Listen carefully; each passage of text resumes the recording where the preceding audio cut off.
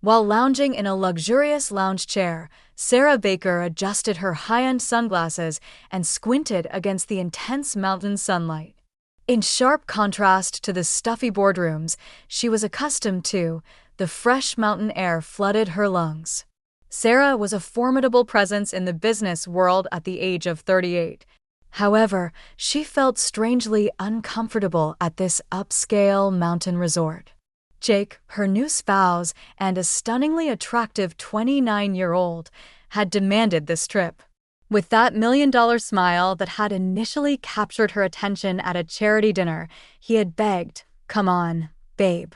You should relax. 3 weeks. Me and you alone." The suggestion had been laughed at by Sarah. 3 weeks? Without me, the company would fail. She had given in on a week. Now, though, she was thinking of prolonging it as the warm sun brushed her skin. Just a couple of days, she reminded herself. What might go wrong? With his sun-kissed abs gleaming, Jake stepped out of their opulent cabin. He strolled over to her and yelled, "Hey, gorgeous. How about we engage in an exciting activity today?" Sarah's eyebrows went up. Exciting? I believed that relaxation was the main goal. Jake sat down next to her, his freshness and vigor a sharp contrast to her calm manner. "Sarah, hurry up. We're in one of the nation's most breathtaking mountain ranges. We cannot spend our days lounging around." Sarah shot back, shielding her eyes with her sunglasses. "Watch me." Jake nonetheless persisted. His breath was hot against her ear as he leaned closer. "The concierge told me about this incredible hiking trail. You'll reach the most amazing vista you've ever seen. For me, please, Sarah?" Recognizing Jake's tone, Sarah let out a sigh. It was the same one he used to attempt to get her to go to another of his friends' wild parties, or when he needed something pricey. His hungry glance met hers as she opened her eyes. "All right," she admitted. "Just a little hike, though. I'm not outfitted for climbing mountains." Jake's expression brightened with youthful enthusiasm. "I assure you that you won't regret it. I'll go get our belongings." He bounded off towards their cabin, leaving Sarah to wonder, not for the first time, what she'd gotten herself into with this marriage. As she watched Jake disappear into the cabin, Sarah's mind wandered to a time long past. To another man who had loved the mountains. Pete. The name sent a shiver down her spine despite the warm sun. It had been 15 years, but the memories were as fresh as yesterday. Sarah shook her head, dispelling the thoughts. This was her honeymoon, after all. No time for ghosts of the past. She stood up, stretching her lithe body, and headed to the cabin to change. Little did she know this hike would change everything. An hour later, Sarah found herself on a narrow mountain trail, her favorite sneakers already caked with dust. She'd packed them on a whim, a small act of rebellion against the closet full of designer heels Jake had bought her. The sneakers were comfortable, practical, everything her life with Jake wasn't. "Keep up, slowpoke," Jake called from further up the trail. His enthusiasm was grating on Sarah's nerves. "I'm not built for this, Jake," she snapped back. "Some of us work for a living instead of spending all day at the gym." Jake's laughter echoed off the mountain walls. "Oh, come on, babe. Live a little. This is what life's all about, adventure, excitement." Sarah bit back a retort. She'd had enough adventure and excitement in her youth. Now, at 38, she craved stability. Predictability. It's why she'd married Jake, wasn't it? A trophy husband to complete her perfect life. As they climbed higher, the trail became steeper. Sarah's breath came in short gasps, her designer workout outfit clinging to her sweat-soaked skin. Jake, on the other hand, looked like he'd just stepped out of a sportswear catalog, not a hair out of place. "Let's take a break," Sarah wheezed, leaning against a large boulder. Jake bounded back down the trail, concern etched on his handsome face. "You okay, babe? We're almost there, I promise." Sarah nodded, not trusting herself to speak without snapping at him. As she caught her breath, her eyes wandered over the vast expanse of wilderness around them. It was beautiful, she had to admit, The towering pines, the distant snow-capped peaks, the crystal-clear sky. It was a far cry from the concrete jungle she called home, but there was something else too. A nagging feeling of familiarity, of déjà vu. Sarah's mind drifted back, unbidden, to another hike. Another time. 15 years ago. "Pete, wait up!" Sarah called, her 23-year-old legs pumping hard to keep up with her boyfriend's long strides. Pete turned, his rugged face breaking into a wide grin. "Come on, city girl. You're not going to let a little mountain beat you, are you?" Sarah laughed, the sound echoing through the trees. "Not on your life, mountain man. I'll race you to the top." They ran together, young and carefree, their laughter mingling with the rustle of leaves and the chirping of birds. At the summit, Pete pulled Sarah into his arms, both of them breathless and giddy. "I love you, Sarah," he whispered, his eyes reflecting the vast blue sky above. "I love you too, Pete," Sarah replied, meaning it with every fiber of her being. "Sarah." Earth to Sarah. Jake's voice snapped her back to the present. She blinked, disoriented for a moment. "You okay?" "You zoned out for a minute there," Jake said, his brow furrowed with what looked like genuine concern. Sarah forced a smile. "I'm fine. Just remembering something." Jake's concern morphed into a sly grin. "Thinking about our wedding night?" Sarah's smile faltered for a moment. "Something like that," she lied. "Come on. Didn't you say we're almost there?" As they resumed their hike, Sarah couldn't shake the memories of Pete. It had been 15 years since that fateful day, the day she lost him forever. Or so she thought. The sun was dipping low on the horizon by the time Sarah and Jake reached the summit. Despite her earlier reluctance, Sarah had to admit, the view was breathtaking. The valley stretched out below them, a patchwork of greens and golds painted by the setting sun. "See? Didn't I tell you it would be worth it?" Jake gloated, pulling a bottle of expensive champagne from his backpack. Sarah raised an eyebrow. "You carried that all the way up here?" Jake winked. "Anything for my beautiful wife. Now let's celebrate." As Jake busied himself with the champagne, Sarah wandered closer to the edge of the cliff. The wind whipped her hair around her face, carrying with it the scent of pine and wildflowers. It was intoxicating. Familiar. 15 years ago. "Pete, this is insane," Sarah shouted over the roar of the river below. "Get away from the edge." Pete stood at the very tip of the outcropping, his arms spread wide. "Live a little, Sarah. Feel the rush. The only rush I feel is terror. Please, Pete, come back." But Pete didn't move. He turned to face her, his expression suddenly serious. "Do you trust me, Sarah?" Sarah's heart pounded in her chest. "Of course I do, but..." "Then trust me now. Come here." Slowly, hesitantly, Sarah inched towards him. Pete held out his hand, his eyes never leaving hers. "That's it, babe. I've got you." Their fingers were just about to touch when a gust of wind hit them. Pete wobbled, his eyes widening in surprise. Sarah screamed his name, lunging forward, but it was too late. In a heartbeat, Pete was gone. Swallowed by the mist rising from the churning river below. "Sarah, what are you doing?" Jake's panicked voice cut through Sarah's memories like a knife. She blinked, suddenly aware of where she was. She had wandered dangerously close to the edge of the cliff, her toes nearly hanging over the precipice. I don't know," Sarah stammered, taking a shaky step back. "I was just remembering." Jake's handsome face was pale, his earlier bravado replaced by genuine fear. "Jesus, Sarah, you nearly gave me a heart attack. Come away from there." Sarah allowed Jake to guide her back to safer ground, her mind still reeling from the vivid flashback. As Jake poured the champagne with slightly trembling hands, Sarah couldn't shake the feeling that something wasn't right. "A toast," Jake said, handing her a plastic flute filled with bubbly. "To us. To adventure.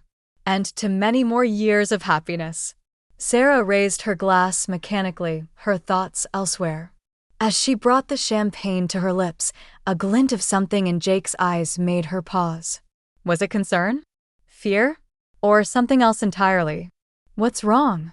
Jake asked, noticing her hesitation. Don't you want to celebrate? Sarah forced a smile. Of course. It's just the height, I guess. Makes me a bit queasy. Jake's expression softened. Oh, babe, I'm sorry. I didn't think. Here, let me pack this up and we can head back down. As Jake turned to pack away the champagne, Sarah discreetly emptied her glass onto the ground. Something in her gut told her to stay alert, to keep her wits about her. It was the same instinct that had made her a successful businesswoman, and right now, it was screaming at her that something was very, very wrong. The sun had nearly disappeared behind the mountains, casting long shadows across the clifftop. Sarah shivered, pulling her light jacket tighter around her shoulders. She watched Jake as he packed up their impromptu picnic, his movements quick and precise. We should get going, Sarah said, eyeing the darkening sky. I don't fancy climbing down this mountain in the dark. Jake straightened up, his backpack slung over one shoulder. You're right. But before we go, there's something I want to show you. He held out his hand, a boyish grin on his face. Trust me. Sarah hesitated for a split second before taking his hand. Always, she lied, forcing a smile. Jake led her toward the edge of the cliff, and Sarah felt her heart rate quicken. They stopped a few feet from the precipice, the wind whipping around them. Look, Jake said, pointing out toward the horizon. Isn't it beautiful? Sarah had to admit it was. The last rays of sunlight painted the sky in brilliant hues of orange and pink, the distant mountains silhouetted against the fading light. For a moment, she forgot her unease, lost in the majesty of the view. That's when she felt Jake's hand on her back. Jake, what? His voice was soft, almost tender.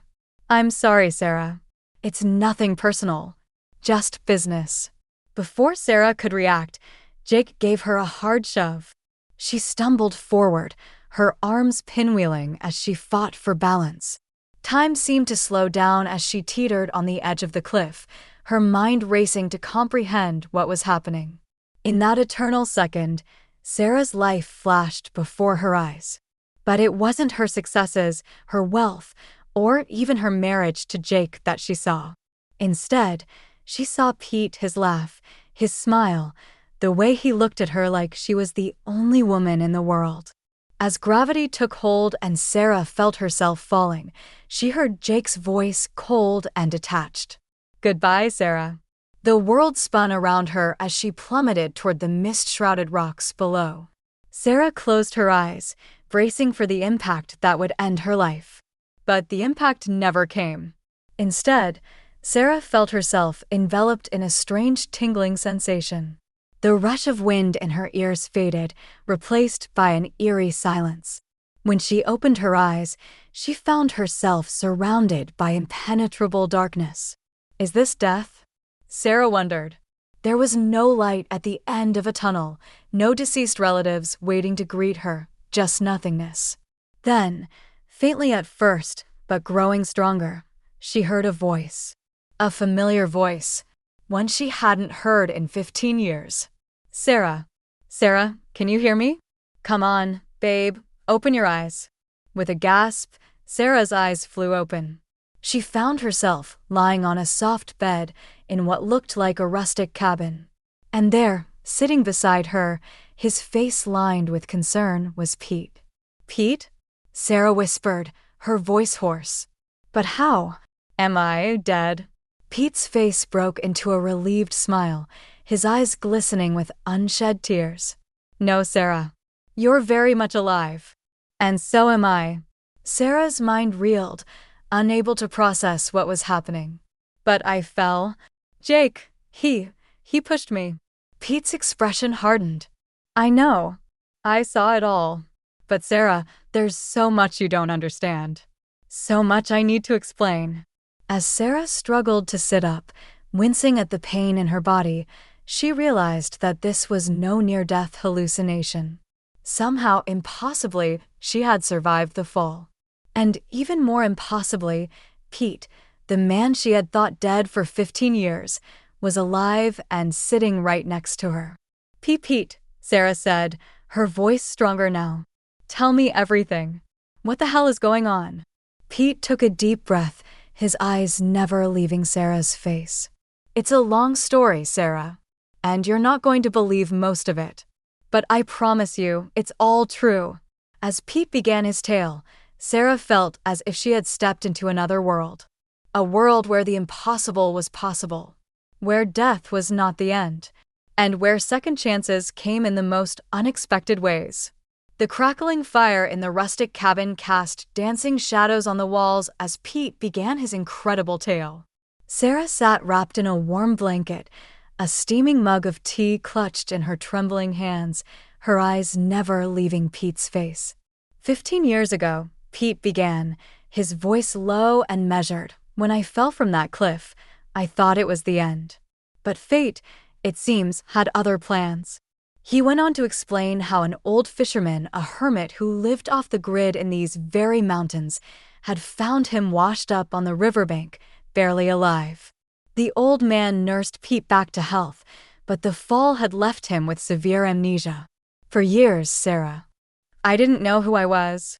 The old man became like a father to me, teaching me how to survive in the wilderness. But always, there was this emptiness inside me.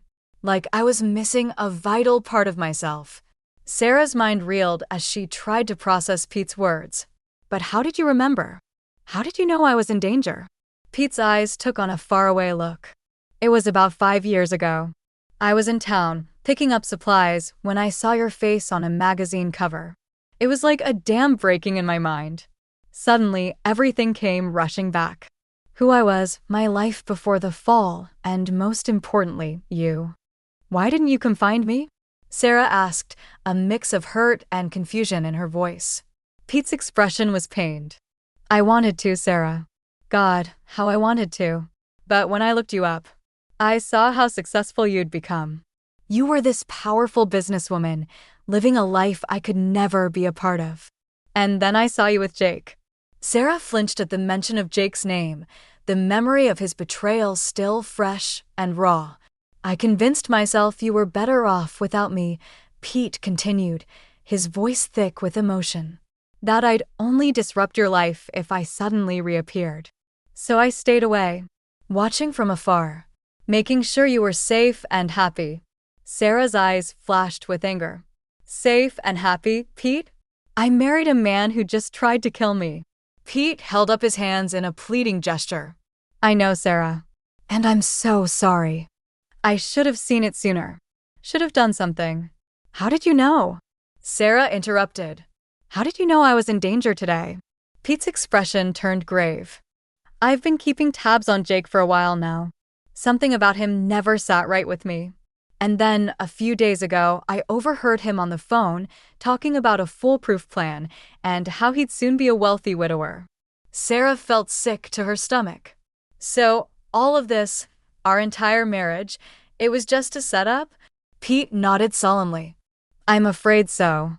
Jake's been after your money from the start.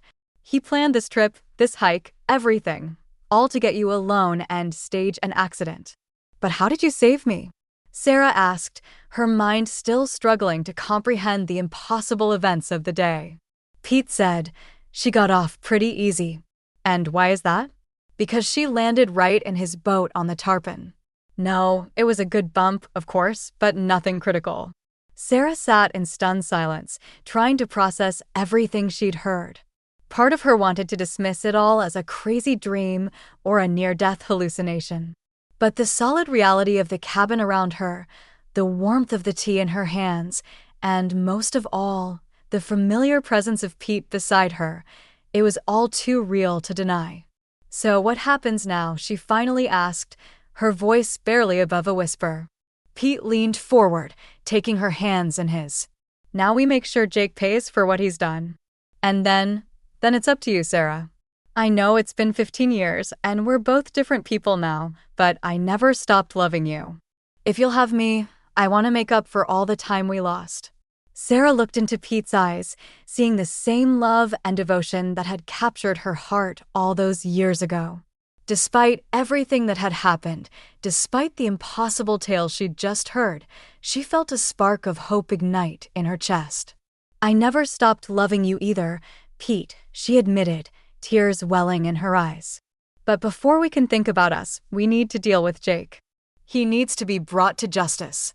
Pete nodded, a determined look settling on his face. "And he will be. I promise you that, Sarah. Jake won't get away with this." As the fire crackled and the night deepened around them, Sarah and Pete began to plan. They had a long road ahead, confronting Jake, exposing his crimes, and rebuilding their lives. But for the first time in 15 years, they were together. And together, they felt invincible. The next few days passed in a whirlwind of activity. Sarah, officially presumed dead after her tragic hiking accident, worked with Pete to gather evidence against Jake. They hacked into Jake's emails, recorded his incriminating phone calls, and even managed to get footage of him celebrating his newfound widower status at a local bar. "I can't believe I fell for his act," Sarah muttered, watching a video of Jake laughing with his friends, a bottle of expensive champagne in hand. "He's not even pretending to grieve." Pete placed a comforting hand on her shoulder. "Don't blame yourself, Sarah. Jake's a master manipulator. But his time is up." Their plan was simple, but risky. They would confront Jake at Sarah's office, where he was sure to show up to claim his inheritance. With the help of Sarah's loyal assistant and the company's security team, they set the stage for Jake's downfall. On the day of the confrontation, Sarah paced nervously in a hidden room adjacent to her office. Through a one-way mirror, she could see her elderly chief accountant, Mrs. Rodriguez, sitting at the desk. "Are you sure about this?" Pete asked, concern etched on his face. Sarah nodded, her jaw set with determination. Mrs. Rodriguez insisted. "She's known me since I started this company. Said she'd be damned if she let that pretty boy get away with murder."